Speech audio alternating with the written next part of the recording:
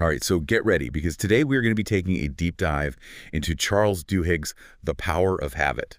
Oh, this is going to be good. It is. And, it's all about understanding how these tiny, everyday actions, what we call habits, can actually have a massive impact on our lives, Yeah. for better or for worse, right? Yeah, it's really like shining a light on autopilot mode. Yeah. All those things we do without even thinking about. Exactly. Once you see the pattern, you'll see habits everywhere. You really will. So Yeah. first stop on this habit hacking adventure, Mhm. the habit loop. The habit loop. Think of it like this.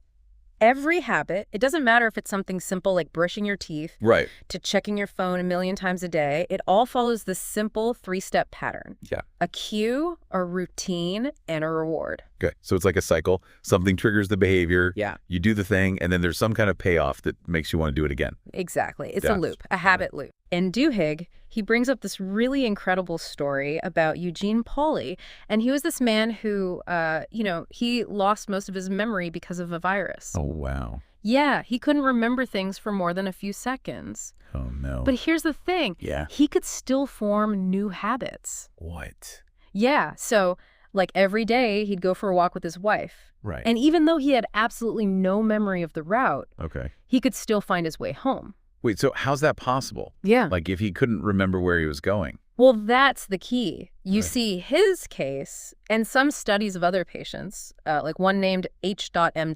Okay. This showed scientists that habits, they aren't actually stored Right. in the same part of the brain as memories are. Interesting. Yeah. And Eugene's ability to form these new habits despite the memory loss was, it provided crucial evidence that habits live in a different part of the brain. So the hippocampus, which is crucial for memory, Yeah. was damaged. But his basal ganglia, Okay. which is responsible for habits, Right. that was still working. Wow. So even if your memory is fuzzy, your habits can still run the show. It's true. It's almost like there's this separate autopilot system in your brain specifically for habits. Exactly. And that autopilot, it is remarkably efficient. Right. Duhigg uses these experiments on rats navigating mazes. Okay. And as the rats, learn the maze, Yeah. their actions became habitual. You know what happened. Right. Their brain activity decreased. Really? They were literally using less brain power to do the same task. So it's like our brains are designed to turn frequently repeated actions into these automatic routines. Yeah. Almost like a shortcut to save energy. Right. Which makes sense, right? Right. If you had to think through every single step of driving a car every time you got 3 in, times. you'd never get anywhere. Exactly. Yeah. It's the habit loop at work in your everyday life. Once that driving becomes a habit, your brain can, focus on other things, which is good. Right. Okay. But it gets even more interesting when we add in the element of craving to the mix. Okay, so how does craving fit into all of this? Well, habits aren't just about routines. Right. They're also about the anticipation of a reward, Duhigg describes these experiments with monkeys and where they learned to associate certain images with getting juice. And their brains would light up with excitement, anticipating that sweet reward even before they got it. That's wild. So it's not just the juice itself, it's the expectation of the juice. Yeah. That's fascinating. That becomes part of that habit loop. Yeah. Like when you're going to get your favorite snack or something, right. You can practically taste it already. You can, and that anticipation, that craving, that becomes a really powerful driver of behavior. It really does. And Duhigg gives this great example from the business world to show how this works. Remember Febreze? Yeah, that air freshener, it smells like clean laundry, right? Right, exactly. Yeah. When P&G first launched Febreze, it flopped. Really? Big time. Wow. Because people couldn't even smell the bad odors in their own homes. Yeah. They were so used to them, they were like nose blind. So how did they turn things around? Did they make the scent stronger or something? Not exactly. What they did is they realized they had to tap into that craving part of the habit loop. Okay. So instead of marketing it as an odor eliminator, they said, no. This is the reward for a clean house. Oh, it's like the final satisfying step in the whole cleaning routine. Right. That fresh scent becomes like a signal that, hey, you've done a good job. You did it. And people crave that feeling, right? Yeah, that feeling of accomplishment. Exactly. That's so clever. So they turned a product that was failing into a huge success just by understanding how to make it appeal to a craving. Yes. And that's why, you suddenly feel like spritzing Febreze after you've cleaned, even if, like, your house already smells fine. Exactly, yeah. It's the habit loop at its finest. The habit loop. Cue routine, reward, Yeah. and now with Febreze, add a dash of craving. Craving, yeah. But this understanding of the habit loop, it goes beyond air freshener marketing. Right. It's really the key to changing any habit. Wait, are you saying that we can actually change our habits? Absolutely. I always thought some habits were just, too ingrained. You can change any habit if you understand how it works. Okay. And he's got this simple but powerful rule. Right. You can't simply extinguish a bad habit. Okay. You have to replace the routine. Interesting. It's called the golden rule of habit change. So instead of trying to stop the bad habit altogether, you swap it with a new behavior, but keep the same cue and reward. Precisely. Okay. So you're keeping the triggers and the Right. payoff the same. You're just rewiring the action in the middle. I like that. And Duhigg uses this really fascinating story to illustrate this. Okay. It's about Tony Dungy. Okay. He was this NFL coach who turned around the Tampa Bay Buccaneers. Right. They were known for, they were a losing team. Yeah. And Dungy, he knew he couldn't just tell the players to stop their old habits. Right. Right. So what did he do? Yeah, what did he do? He created new habits. Okay. He focused on teaching his players to react instinctively, almost automatically during plays. He drilled them over and over. Wow. So their actions became like second nature, Yeah. He was essentially rewiring their habit loops on the field. Wow. So instead of like overthinking and trying to make decisions in the heat of the moment. Yeah, they were trained to respond habitually. Wow. So did it work? Did his method work? It did. It did. He faced a lot of skepticism, People were saying this is too psychological, but the results spoke for themselves. So this golden rule isn't just some like abstract theory.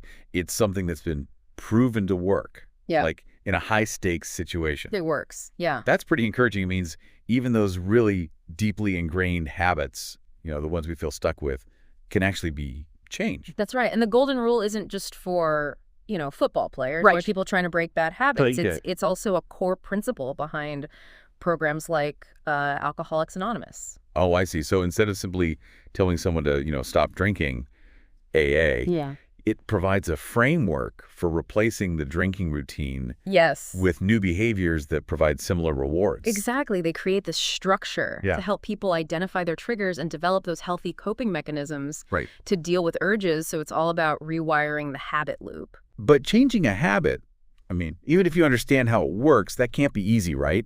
It takes a lot of willpower. We all know willpower is kind of flimsy sometimes. It's true. You're absolutely right. Yeah. Belief is a crucial element of habit change. Right. And Duhigg, he highlights how that sense of belief is often strengthened by being part of a group, by having that shared experience with others who are on the same journey. Like in AA, the support network, it reinforces that belief that change is possible. Exactly. When you see other people who have successfully changed their habits, it gives you hope and confidence that you can do it too. Like if they can do it, I can do it too.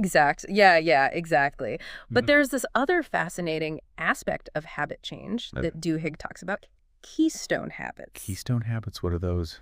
They are habits that have this ripple effect, influencing other habits and even transforming entire organizations. It's like the keystone in an arch, holding everything together. Oh, I see. Yeah. Okay, so changing a keystone habit can like trigger a whole chain reaction of positive changes in other areas of your life. Precisely. That's amazing. Duhigg tells the story of Paul O'Neill, who was the CEO of Alcoa, an aluminum company. Right. When O'Neill took over, Alcoa wasn't doing well.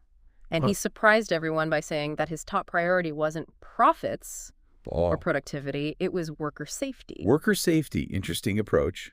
I'm sure people thought that was kind of unusual for a CEO. They did, yeah. Investors were skeptical. Yeah. But O'Neill, he was convinced that that if he could make Alcoa the safest company in the world, everything else would just fall into place.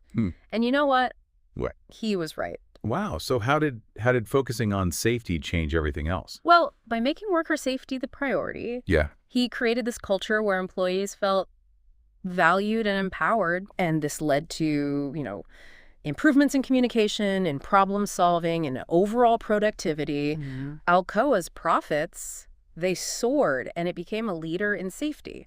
That's impressive. So focusing on worker safety was like a domino effect. Exactly. It triggered positive changes throughout the entire organization. It did, yeah. So does that mean that even small changes in our daily routines, like, I don't know, like making your bed or eating a healthy breakfast, Absolutely. can have a similar ripple effect? The key is to identify the keystone habits in your own life. What are the 1 or 2 habits that, if changed, could really have a positive impact on other areas? It could be something as simple as starting an exercise routine. Yeah. Or committing to, like, spending 15 minutes a day decluttering your workspace. So by understanding the power of keystone habits, we can actually leverage them to create positive changes in multiple areas of our lives. Exactly. It's about finding those leverage points, those habits that can create a cascade of positive effects. That's incredible.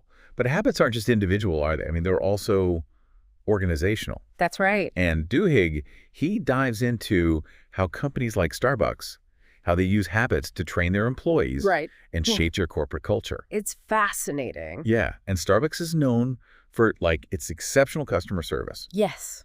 How do habits play into that? Well, they're very intentional about it. Okay. Starbucks teaches its employees to make willpower a habit, to strengthen their self-control through very specific routines. They have this technique called the LAT method. So it's listen, acknowledge, take action, thank, and explain. Wow. So they actually have, like, a specific routine for dealing with, like, difficult customer interactions. It's brilliant. That's amazing. It's like they've created a habit loop for willpower. It is. You know? By practicing this method over and over, it becomes ingrained, and then employees can access that willpower even in really stressful situations. It makes sense. It's like they've taken something that can be so hard, like staying calm and polite when someone is, you know, yelling at you. Yeah. And they've turned it into, like, an automatic response. That's right. And this ties into research that shows that, you know, willpower works like a muscle. Okay. It can get tired, but it can also be strengthened with practice. So the more you use it, the stronger it gets. It does. It does. It's not just about, you know, having willpower. It's about having a plan for how to use it effectively. Exactly. And that's where planning and identifying potential challenges ahead of time comes in. Right. You know, by anticipating those moments when your willpower might be tested, you can come up with strategies for how you will respond. So, okay, I'm starting to see how this all kind of fits together. Understanding that habit loop helps us to recognize the patterns in our behavior. Yeah.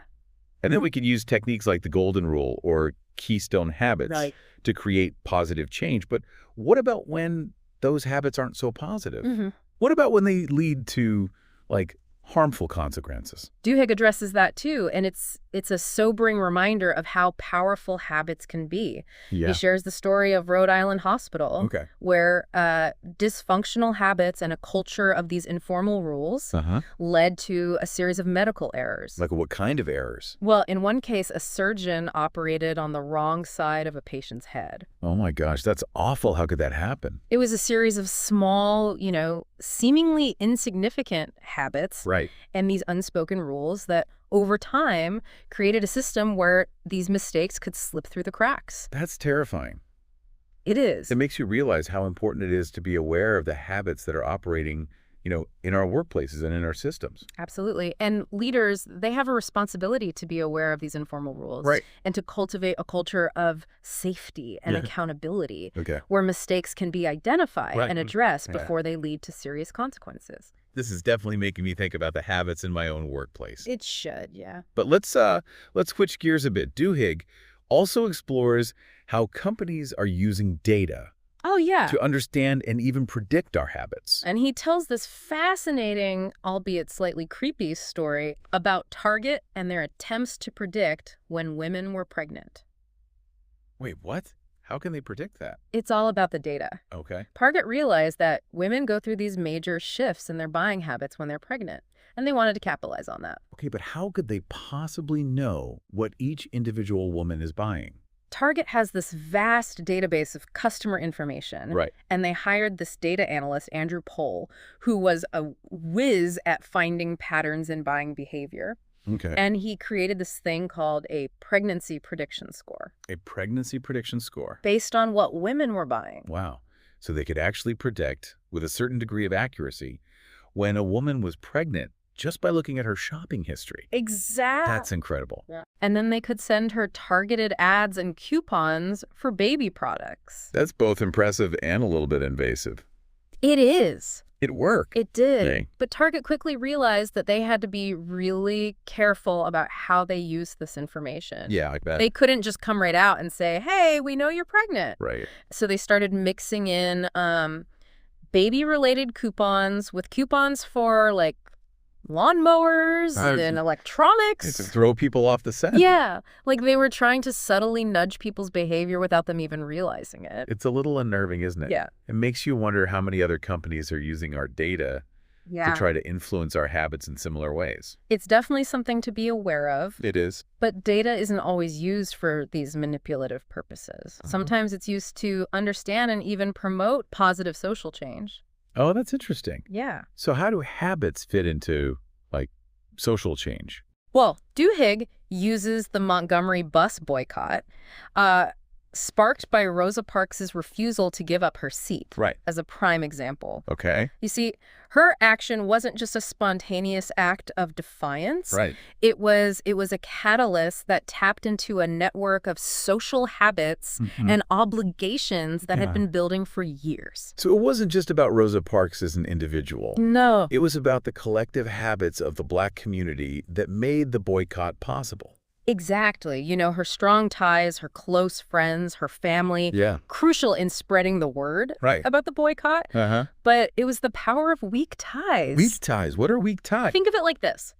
Strong ties are the people you interact with regularly, you know, your family, your close friends, your colleagues. Okay. Weak ties are those people you know more casually, like, you know. Acquaintances? Acquaintances, yeah. People you see at church or in your neighborhood. Or even, like, people you follow on social media. Exactly. Okay, got it. So why were weak ties so important in the bus boycott? Because they helped spread the message far and wide, reaching people who might not have been directly connected to Rosa Parks or the initial organizers. Yeah. It created a sense of shared obligation, you know, a social pressure to participate.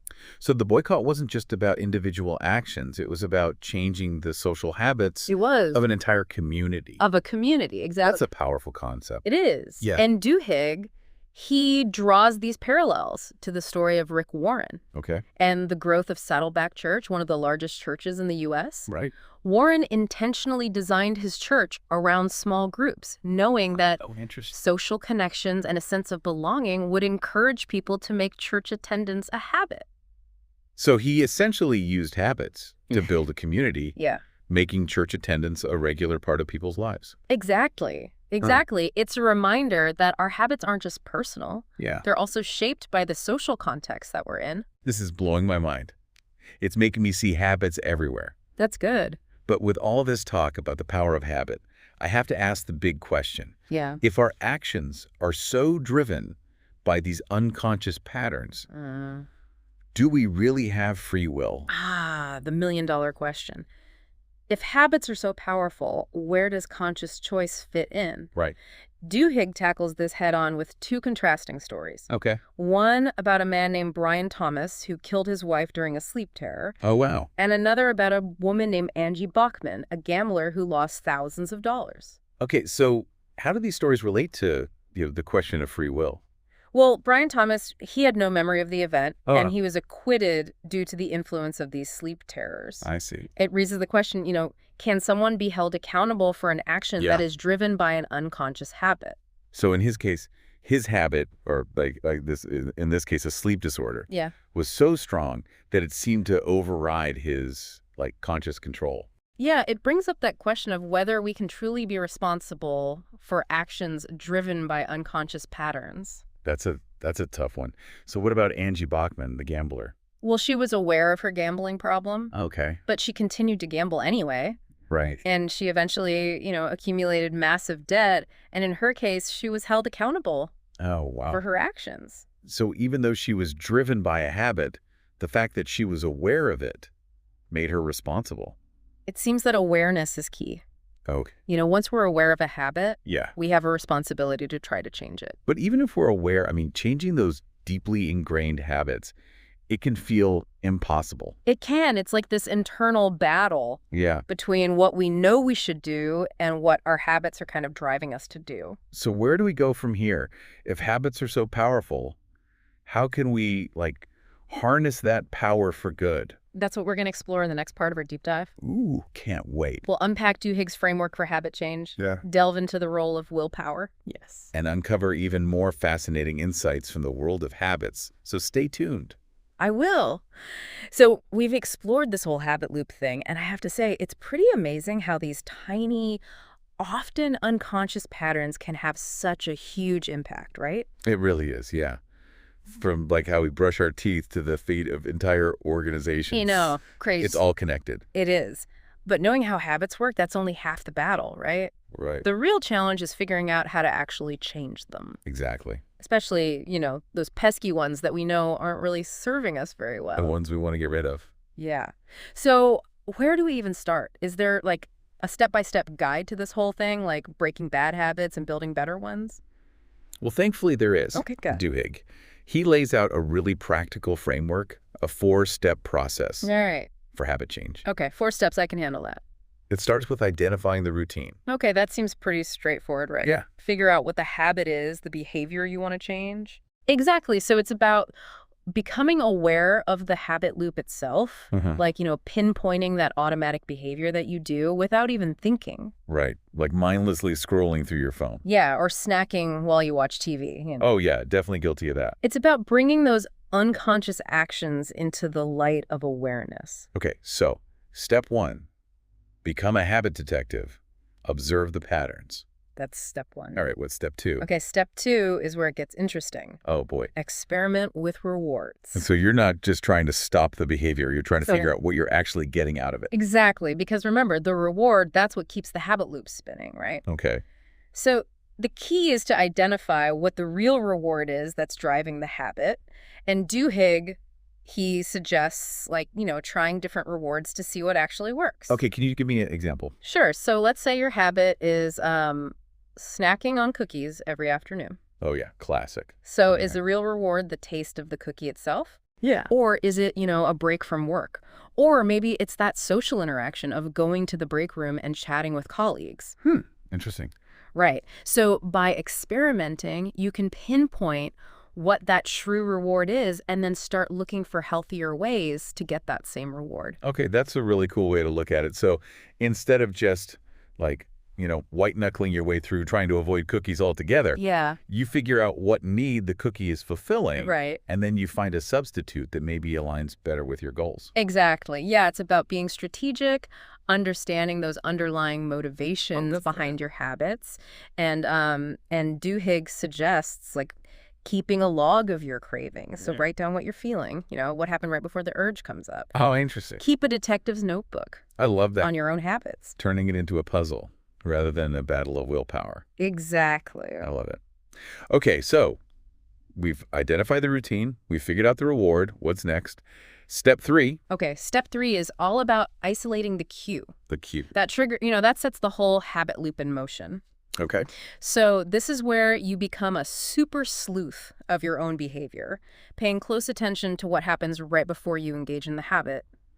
Is it a certain time of day, a particular location, a specific emotional state, or maybe it's that notification sound on your phone, or even the sight of a candy jar on your coworker's desk.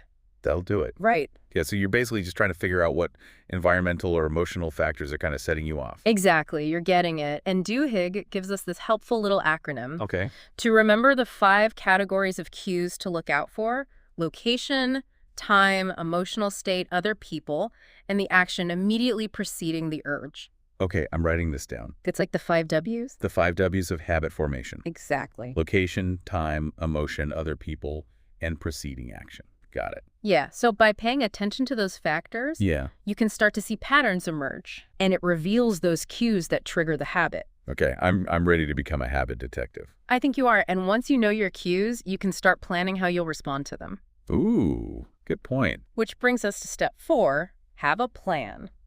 All right, so this is where the rubber meets the road, right? It is. We figured out the routine, the reward, the cue. Now what?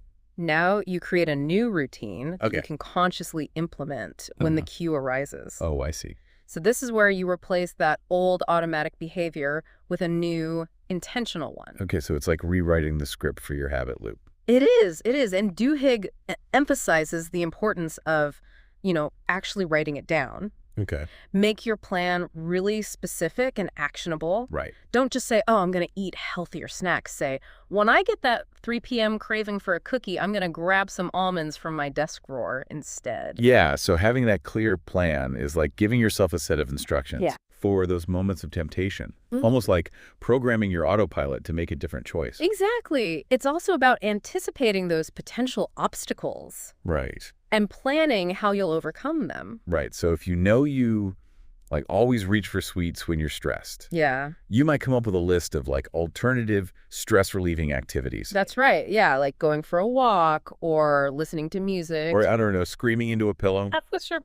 Okay. So it's all about having a plan A, B, and maybe even C. Yeah, have backup plan. For those moments when your willpower is really being tested. It's true. It's like being prepared for battle. It is a battle. But the battle is with your own habits. With yourself. Yeah. And remember, the more you practice that new routine, the easier it becomes. So it's like you're creating those new neural pathways, strengthening those new connections in your brain. Exactly. You're rewiring your brain. This framework is really giving me a sense of hope that, change is possible. It is. I feel empowered knowing that we have more control over our habits than we often realize. That's what's so fascinating about Duhigg's work, He doesn't just explain how habits work, he gives us these tools to actually change them. Right. And he goes even further. He explores how habits are shaped and exploited and even manipulated in different contexts. Yeah, we were talking about that earlier with a Target example, how they use data to predict pregnant shoppers. Exactly. What other examples does he give? Oh, he dives into how social movements leverage the power of habit to create change.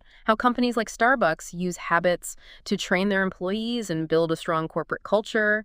And even how habits can influence our sense of free will and responsibility.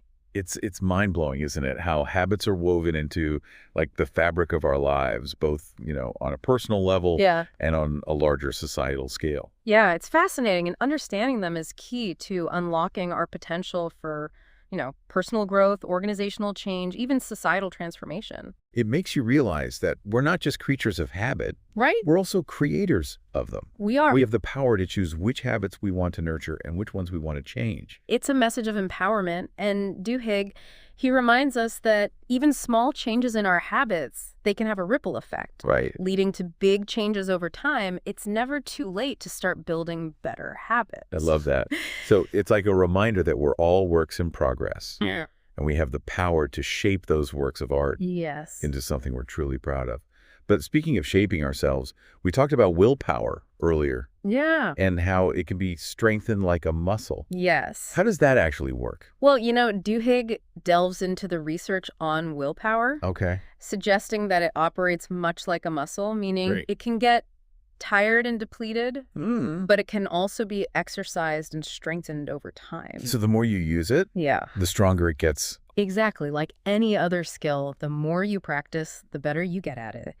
And Duhigg highlights how companies like Starbucks intentionally train their employees to make willpower a habit, Right. To develop routines that bolster their self-control. Yeah, like that LIT method for dealing with difficult customers. Exactly. That's a great example. It's like building willpower into their everyday routines. Precisely. It's about creating systems and structures that support willpower. Right. Rather than just relying on it as a spontaneous burst of energy. So instead of just hoping we'll have enough willpower in the moment, we can create habits that actually make willpower more accessible. Exactly. When we need it. That's incredible. It is. It's encouraging, right? It takes the pressure off of feeling like we have to constantly summon willpower out of thin air. Yeah, I like that a lot. You can build it into your routines, make it more of a sustainable and reliable resource. This gave me so many ideas for how to, approach my own goals. Good. Instead of just relying on motivation and willpower, I can actually start to design my environment and my routine. Exactly. In a way that supports the habits I want to build. You got it.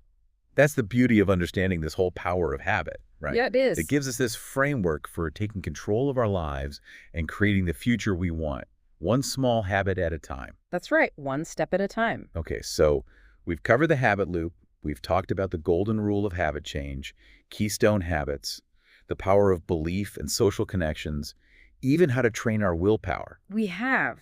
But there's this one big question that keeps coming up for me. Okay. If our actions are so heavily influenced by these unconscious patterns, where does conscious choice fit in? Do we really have free will? That's the question, isn't it? It is, it is. If our habits can drive us to act in ways we might not consciously endorse, how much control do we really have? Yeah, and Duhigg uses those contrasting stories of Brian Thomas, who, killed his wife during a sleep terror, and Angie Bachman, the gambler who lost control, to illustrate the complexities of this whole question, right? Exactly, because in one case, the habit seemed to completely override conscious control. Yeah. And in the other, there was at least an element of awareness, even if it was difficult to resist the urge. So it's not just about whether a habit is controlling us. It's also about whether we're aware of that control. Exactly. And this awareness seems to be a crucial factor in determining accountability, right? It does. I mean, Duhigg argues that once we're aware of a habit, we have a responsibility to try to change it. Right. Knowledge is power. But in this case, knowledge of our habits, that gives us the power to choose to potentially break free from those automatic patterns. Yeah, it's a message of empowerment. And Duhigg reminds us that even those deeply ingrained habits can be reshaped. They can be. With effort and, a deep understanding of the habit loop. That's right. It's not easy, but the possibility is there. And that's encouraging. And that's what matters. But even with all this knowledge about how habits work and how to change them, I still find myself wondering if habits can be so powerful, so influential in shaping our behavior. Yeah. Does that diminish our sense of agency? Does it make us feel less in control of our own lives? That's a profound question. And Duhigg, he actually explores it through the story of William James. Oh, interesting. Who's this fascinating figure in the history of psychology. Okay. James struggled with depression and feelings of being overwhelmed by life's demands. And he found himself questioning his own free will, feeling trapped by his habits and his lack of control. So he was basically going through an existential crisis. Kind of, yeah. Wondering if he was really in the driver's seat of his own life. Exactly. But then James, he had this really powerful realization, he could choose to believe in free will. So he turned belief itself into a habit. He did. He recognized that the act of believing in free will could become this powerful force in shaping his thoughts and actions. And it worked. Well, it seems to have worked. He went on to have a very successful career, making significant contributions to the field of psychology. That's really cool. It is. It's a reminder that sometimes the first step towards change is just simply choosing to believe that it's possible. That's right. Belief is powerful. It is. Yeah. But how do we cultivate that belief, especially when we're feeling stuck? Yeah. Well, Duhigg emphasizes the importance of self-awareness. Okay. Understanding our own habit loops. Right. And identifying those areas where we want to make changes. Okay. He also highlights the power of small wins. Small. Those tiny victories that build momentum and reinforce our belief in our ability to change. Oh, so instead of trying to overhaul our entire lives overnight. Yeah. We focus on making these small incremental changes. That's right. Building those new habits one step at a time. One step at a time. I like that. Exactly. It's about celebrating those small victories, those moments when we successfully resist a temptation or make a choice that aligns with our goals. Those small wins, they fuel our belief in our ability to change. Just like we're training our belief muscles. Just like we can train our willpower muscles. I love that. That's a great analogy. It is. And Duhigg reminds us that, change is a journey, not a destination. It is. Well, there will be setbacks and challenges along the way. Right. But by understanding the power of habit, we can navigate those challenges more effectively and create lasting change in our lives. Okay, so we've covered a lot of ground in this deep dive into the power of habit. We've explored the science, learned how to change them, and even delved into the ethical and philosophical implications of this, hidden force. It's been quite the journey. It has. It really has. But if you had to distill all this down into one key takeaway, what would it be? Well, I think the most important takeaway is that habits are incredibly powerful, but they are not destiny. We have the ability to understand them, to shape them, and ultimately to harness their power to create positive change in our lives, our organizations, and even our societies. So it's a message of empowerment, right? It is. We're not simply slaves to our routines. Right. We have the power to choose to change and to become the architects of our own habits. Yeah. And that, I think, is the true power of habit. I agree. And that brings us to the end of part 2 of our deep dive into the world of habits. What fascinating adventures await us in part 3? Stay tuned to find out. All right, so we're back and waiting for the final part of our deep dive into the power of habit. I'm excited to see where we go with this. Me too, especially since, we've been talking about this really big question of, free will. Yeah. If our actions are so heavily influenced by these unconscious patterns, these automatic routines just running in the background, where does conscious choice fit in? Right. Do we really even have control over our lives? Or are we just, puppets on a string, just dancing to the tune of our habits? Yeah, it's a question that has puzzled philosophers for centuries. I bet. And neuroscience is actually starting to give us some pretty fascinating insights into this. I mean, we touched on this earlier with those stories of, Brian Thomas, who killed his wife, and Angie Bachman, the gambler. Right. Really powerful examples of the tension between the power of habits and our own personal responsibility. Absolutely. I mean, those cases highlight that the answer might not be so simple. Definitely not black and white. Right. There's a whole spectrum of awareness and control when it comes to habits. Exactly. And in some cases, like you said, with those sleep terrors, a person might be completely unaware of the habit that's driving their actions. Right. But then in other cases, like with the gambler, there's at least some level of awareness, even if it's super difficult to override. Right. Those deeply ingrained patterns. So it's not just about whether a habit is controlling us. Right. It's also about whether we're even aware of that control. Absolutely. And awareness seems to be key when it comes to accountability. Duhigg argues that once we're aware of a habit, then we've got a responsibility to try to change it. Right. Like that saying, knowledge is power. But in this case, knowledge of our habits gives us the power to choose. I like that. Right. To break free. From those automatic patterns. That's the goal. But, it's a message of empowerment. And Duhigg reminds us that even those really stubborn, ingrained habits, they can be changed. With effort, yeah. And a deep understanding of that habit loop. Right. Of course, it's not easy, but the possibility is there. Exactly. And that's what matters. I think you're right. But, even with all this knowledge about how habits work, how to change them, I still sometimes wonder, if habits are so powerful, so influential in shaping our behavior, does that mean we have less agency? Do we feel less in control of our own lives? It's a profound question, and Duhigg explores it through this really interesting story about William James. Oh, is that? He's this fascinating figure in the history of psychology, really struggled with depression and this feeling of just being overwhelmed by life. Right. And he started questioning his own free will. Was he really in control? So he was going through an existential crisis. Kind of, yeah. Just wondering if he was really the one driving his own life or if it was just his habits. Yeah, exactly. And then he had this realization, Oh, what's that? that he could choose to believe in free will.